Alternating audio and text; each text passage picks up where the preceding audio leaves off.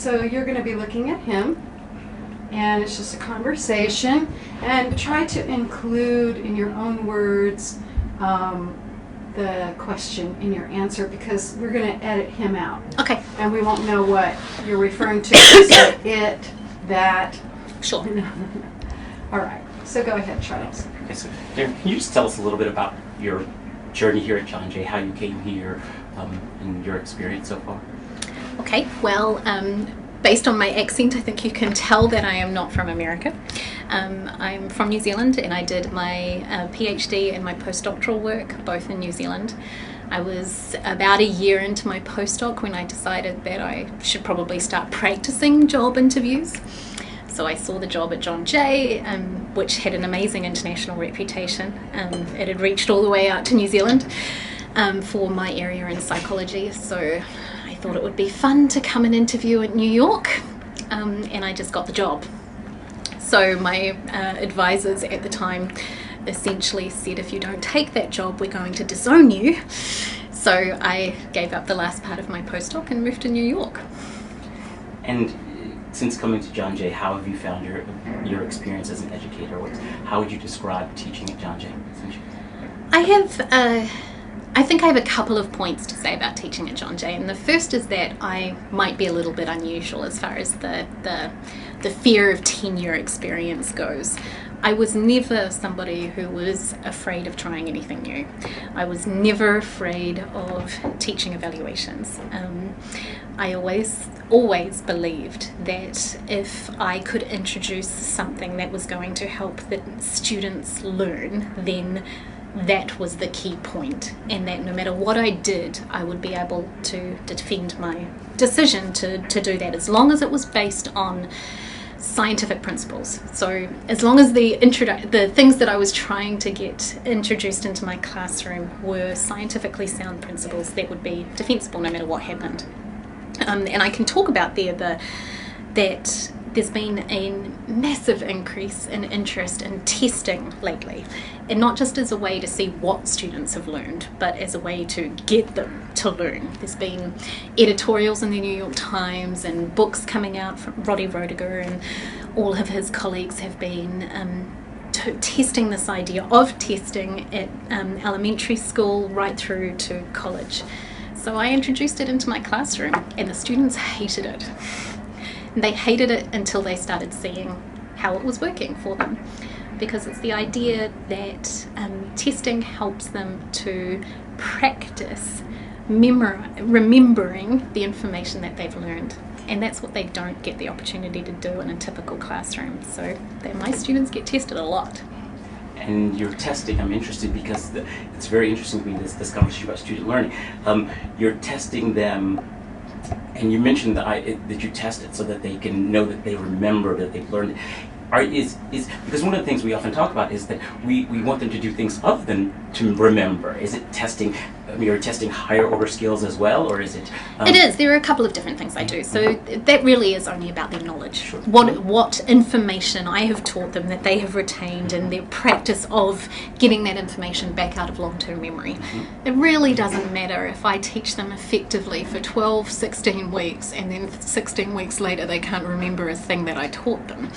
That's about practicing the remembering part. But it is only half the story. Mm-hmm. Psychology isn't about that. Psychology is really about doing. So that's the part that is fun for students. It's the research element to it. It's how you discover knowledge, and what we do as professionals in psychology. So that is also an experience that I'm trying to get my students. And I teach the core class, cognitive psychology, at Sci 200. It's usually the second semester of their first year. They don't know what psychology means at that point. So they're coming into my classroom for the first time, truly bemused and upset to discover that psychology is not about how we fall in love, that there is way too much science and math for them, so it can be quite a shock.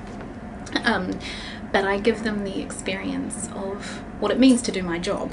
So they are doing experiments.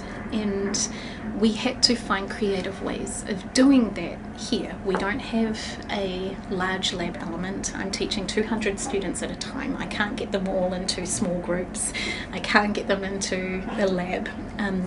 So we worked with the publishers of the different textbooks to try and come up with the best online lab component that we could find, where we could structure the experiments that the students would be doing and tie them to what they were doing in class, and then they could do that wherever they were, whether it was on their cell phones or at home with a high-speed internet connection. So we did a lot of work around testing out these different elements to find an option where the students could really practice being psychologists. And that's what they get to do. So they do these experiments, their data goes into a lab pool. We can look at their data in class when I'm talking about the standard experiment that was done 40 years ago and how it affects what we know now and how it's changed and what their data looks like. And that can be a lot of fun. I had never heard about online labs. I'd never even realized that was something they could do. Can you, you mentioned this idea of introducing research into the classroom, and I know that's something that's important to you. Yes. From faculty development. Could you talk to us about how you've creatively used that idea of integrating research into the classroom, even at the lower level? Okay, so research is incredibly important to me. It's important to me as a discipline. Psychology, you don't get into graduate school unless you have a research experience, and it doesn't matter whether you want to be a clinical psychologist or a research psychologist. But it's not just about psychology, but obviously that's what I'm talking about now. We had to come up with a way as a department of getting our students that experience. We have 2,200 majors. We are not going to be able to have them do the one-on-one model of research with a professor, one-on-one in a lab. That would take forever. So we came up with a variety of different ways, and we really structured our curriculum around this. So in the first semester, the students learn what it is to do psychology by being participants in psychological experiments. So they have to do 10 hours worth of research experience as a participant, as a component of their course in Psych 101. And that means that they're participating in the experiments that as researchers we are running. So our doctoral students and us as professors and our honours students are using this resource, and the students get to experience that. Then we have created a situation where we have particular courses that work at the 200 level, 300 level and 400 level that then ties with our capstone class of supervised research experience. So the first one is really a pass or fail option, and the students can come in to a lab and learn what it means to be in a lab and what you do in a psychology lab, and they get their feet wet and they learn whether that's something that they like or dislike, and then that can be it. But then if they like it, then they can go on to this more intensive supervised research experience where there's a whole curriculum that they have to go through that really is about prepping them for their own project in their capstone year. And that just becomes quite structured, and then we can match them and they can do more effective projects, and they can hopefully get a publication that they can talk about to get into graduate school if that's what they want. And have you had students who've done really innovative and really sort of publishable projects? Yes, we have in my own students. I have a number of students who have now been working with me for 3 years. They came in out of my Psych 200 class, which is something that I give the students the option to do in this last half of the class. They can come into my lab, they can sit in on my lab meetings. It does sometimes mean that I have about 60 people witnessing my lab meeting, which can be a little challenging. But they see everything that's going on and they start getting that experience, and they worked with my PhD students on their projects, and now they, for the first time, have designed and had started to execute their own projects, and it's amazing to see their development. And that's probably the favourite part of my job, is getting to see the students that I've taught in the classroom, where I'm literally teaching them the basics of what it means, to now where they are confidently presenting the results of their own projects and talking to President Travis and everybody else that comes along during research week confidently about what their contribution is to psychological science. The pride is obvious. It's really it's wonderful. Can you tell me about, and it's clear that you love what you're doing, can you tell me about how you see yourself as an educator?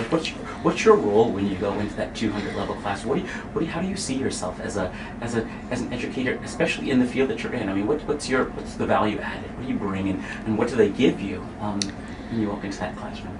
Okay, it's a complicated question. My value added. My role as an educator is both simple and complex. At this point in their career, when I am teaching the Sci 200 class, some of my role is to teach them that psychology is much more complicated than they thought it was. And that can be a conflict, because they don't like that. They don't like that psychology can be about the brain. So it can be, that part can be a challenge. It's also a performer. I cannot teach them if they are not interested. So I have to be something more than myself in that room. So when I go in, I'm typically teaching 200 students.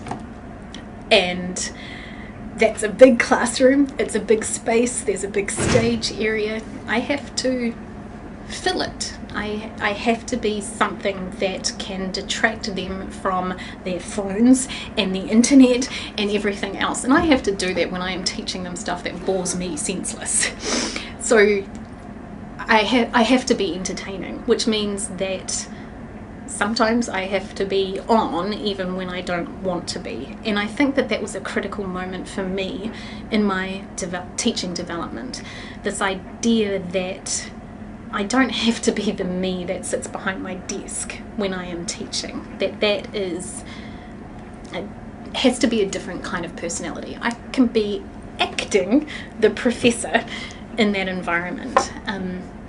And I think that moment changed a lot about me as a professor.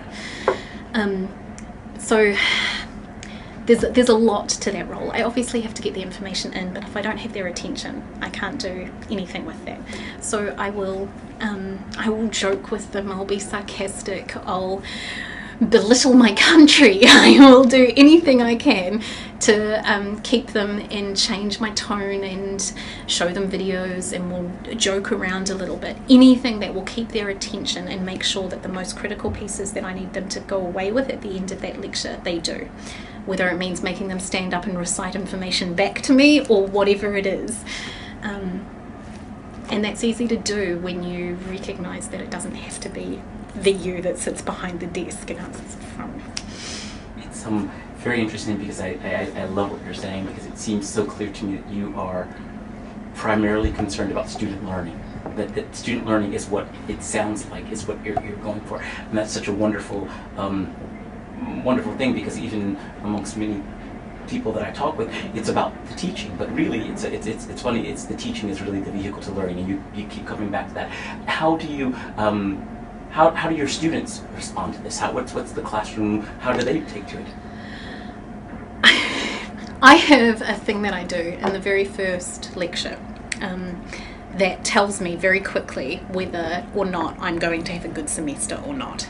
And it sets the tone. So I go in with a set of expectations, and I can get to that part in a second, but the first part there is I am both blessed and something else by my name. Dr. Strange is an amusing idea. Dr. Strange the psychologist is an even more amusing idea. So with these kids on the first day, I allow them to laugh about that, like encourage them to, and show them this Doctor Strange person who I didn't even know existed for a really long time, but comic book character, sorry, and doctor my face onto that person and say, this is probably what you are expecting from me, and you'll get the comic book geeks kind of start twittering, and you can see that they're starting to find that amusing and think maybe this will be an okay class, even if it is going to be science. And then I show them, and I have to apologise to my father here, a picture of my dad in his 30s dressed up as Superman, and tell them that it makes sense because this is my father. And honestly, if they do not laugh at that moment, it's pretty much over. But I set the tone of this idea that this is okay. You can laugh at me, you can laugh at this, and I will laugh at myself. But I damn well expect you to listen, and I expect you to pay attention to me, and I expect you to learn, and I expect you to put effort in. And if you're not going to do that, then don't be in my class. That has got to be the bookend of that. I will do all I can to help you. I will use everything I know about psychological science and teaching and learning to help you learn, but you have to do your part too. And that means that my expectation is that you will do well. And I think that that is critical, obviously, or I wouldn't do it. But I think we can have a tendency here at John Jay to believe that our students are special. They are, but they're not special in a bad way. And that doesn't mean that every student is special. Every student everywhere has a special set of circumstances that they come to the learning environment with. If I go into that classroom with an expectation that my students are not good as students that I might have somewhere else, my teaching is not going to be as good. They are never going to rise to the same level if I go in expecting that they will not. So I point blank refuse to change the way I teach. I teach the same way here as I would anywhere else, and they will rise to the challenge.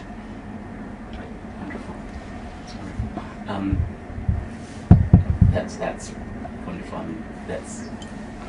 I would like to use that piece over and over. That's great. I was just talking about that phenomenon yesterday. I did get into trouble with that, though. I should add that. You did get into trouble. I did that I said that at a faculty development day workshop because actually John Adams was talking about how our students were incredibly special and we needed to bring our teaching down, and I stopped the microphone away and said no. It's interesting. It's a viewpoint I was just discussing yesterday, and I share your viewpoint altogether. Can you tell me a bit about so there's obviously something that you love about what you do.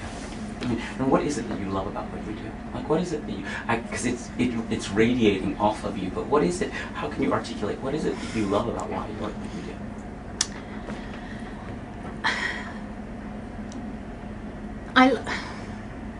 I love the idea of seeing that click, and you can get that. It can take a while to get it, but you can see when a student has suddenly grasped a concept, that they understand what it is that you've been saying, and when they ask a question that puts together a series of different topics and brings them all together, and you can see the learning in their face. I love that moment. And I will fight for a long time to get that moment. But I also love it when they're just interested. They're interested in psychology. That's my role. My role is to teach the next generation of psychological scientists. The research suggests I'm done. At this point, my contribution has either come or will come within the next few years, and that can be quite devastating to accept. But that doesn't mean that I can't be responsible for the critical piece that might come in the future. Like, one of those students that's in my classroom could be the person to discover the next big thing in psychology. And I remember that moment myself. Like, the way I teach, my entire approach to teaching is because of a teacher, my mentor, my PhD mentor, who I had in a third year classroom. I didn't want to be a psychologist. I wanted to be a journalist. I didn't want to do a PhD. I didn't want to do anything. But that person, that professor who was able to stand up in front of a large group of people and capture my attention was responsible for what I do now. So I remember that moment myself, and I think I'm constantly looking to get that in some of the students in my classroom. I'm not sure I really answered your question. You absolutely did. You absolutely did. Is there is there anything you want to say? I would be interested in, because I just imagine in your classes, just talking to you now and hearing what you do and your approach to this. What kind of, are there any interesting projects or anything that's really exciting that your students have done that you're doing with them? Is there anything you would like to share, sort of anecdotally, about what's happened with a student or anything? Well, they can in my lab. I have 2 of the J.K. Watson Fellows who are working with me in my lab, and a number of the other students who have gone on to win big awards, who knew nothing about that wanting to be what they wanted to do when they started. So I love that. I love seeing how their trajectories change when they're exposed to something. I think that's really fun. But one of my students who started working with me during the second semester of her freshman year is now working on a project that could have major implications for the way we examine people with post-traumatic stress disorder, or how we approach the treatment in this situation. So, and it was her idea. That's what's really fun about this. So one of my major research area, well, altogether my research is interested in memory distortion, how it is that we come to remember things that never actually happened, in particular tied to traumatic memory distortion. So how we come to remember traumatic events and how that might actually predict whether or not we develop post-traumatic stress disorder. And this student, who was shy and didn't know what she wanted to do and would barely contribute in class, started working with me in my lab. She worked with my PhD students on a series of different projects. She was one of our major RAs, putting in hour after hour after hour with community members. And one day we're sitting in a lab meeting and we're talking about what they might like to do for their honours projects, and she came out with this idea that it would be really interesting to see what people's expectations or their mindset at the time that they experienced a trauma, how that might affect their memory for the event later. And that is a really interesting question. It's a question that I'd been talking about with my colleagues. I'd never spoken to her about it. And she came up with this great design that has the potential to be an incredible publication, and if she can get the data all in, and she's well on her way to doing it, she should be able to land herself an impressive doctoral program. I like that. Is there anything else you want to tell us? Anything else you want to speak? This is your wonderfully. This is fascinating. I love this conversation with you. I guess I would just, as we close, I just wonder if there's anything you'd want to say about.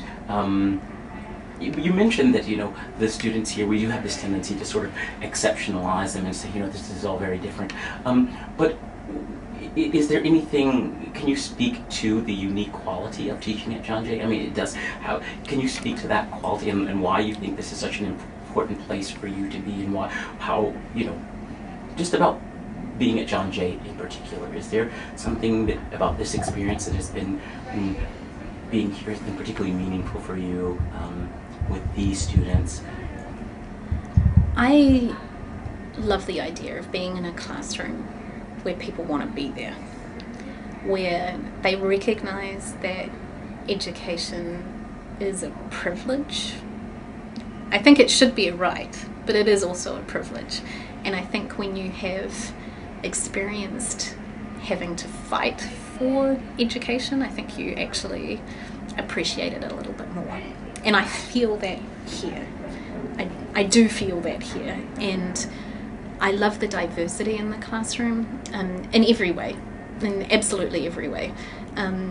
The idea of being in a room with sometimes 100 different accents and all those different perspectives that I wouldn't get anywhere else. I love being in an urban centre, especially in New York. the options that my students have. I'm talking about the way the brain works, and I can tell them, you know what, if you want to see how it actually works, go and look at so and so's brain. It's at blah blah blah museum.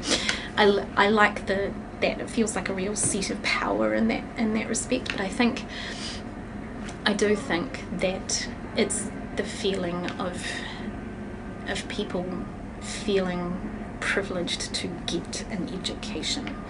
And I'm sure it's not true of everyone, but it feels more true here than I've experienced anywhere else. So just take a moment. We call this the preventing the on the steps. You know, when you're walking away and you're going down some steps and you go, oh, I wish I would have said this. So just take a moment and think if there's anything else you'd like to say. Totally open and up to you.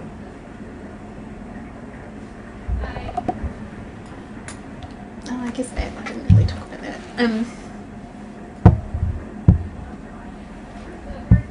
Hold on just a second, please.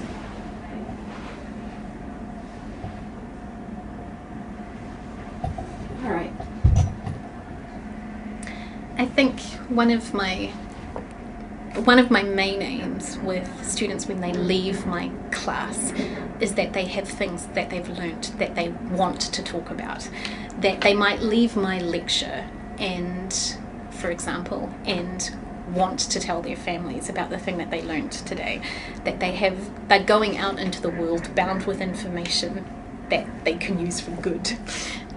Listen to something on the news and go, you know why that's wrong? Because this is something that I learnt today in class. They're not thinking about this. There was no control condition. I would be happy with that. Okay. I just want to get some